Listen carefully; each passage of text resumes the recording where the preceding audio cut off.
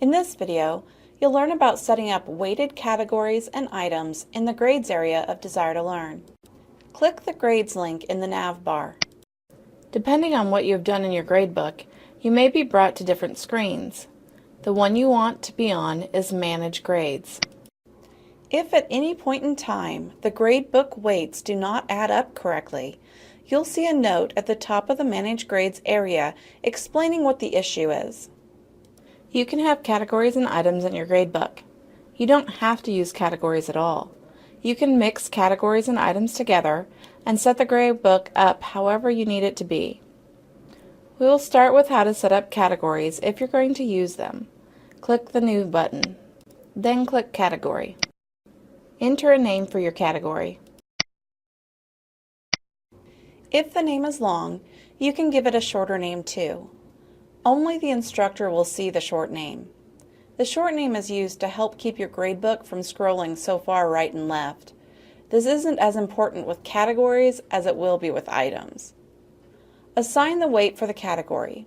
If it's possible for a student to get over 100% in the category and you want the excess to be put on the final grade, click the Allow Category Grade to Exceed Category Weight box. It is important not to skip the distribution section. Leaving it on the default causes many instructors headaches. Select the appropriate option for your situation. Most often, this is to allow the item's point value to determine its weight in the category. However, if you want to be able to drop the highest or lowest score in the category, you'll need to select Distribute Weight Evenly across all items and then indicate the number of items to drop. When you are done with this category and you have no more to create, click the Save and Close button. If you have more to create, click the Save and New button.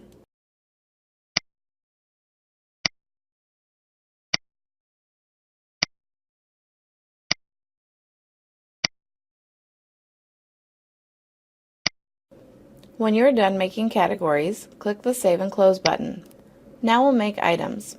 Click the New button. Choose Item. There are multiple types of grade items you can have in your gradebook.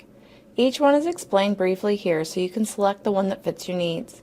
The most common is the numeric, so that is the one I'm going to show. Begin by giving the item a name.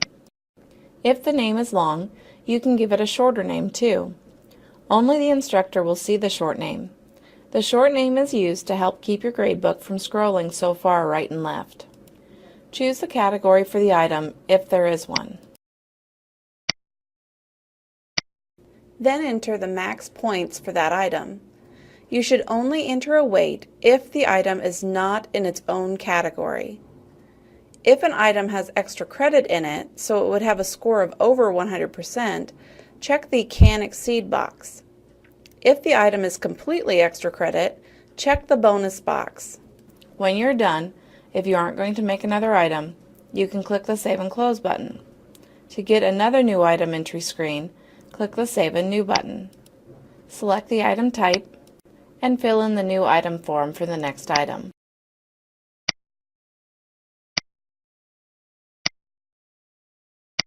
Repeat the process as many times as necessary.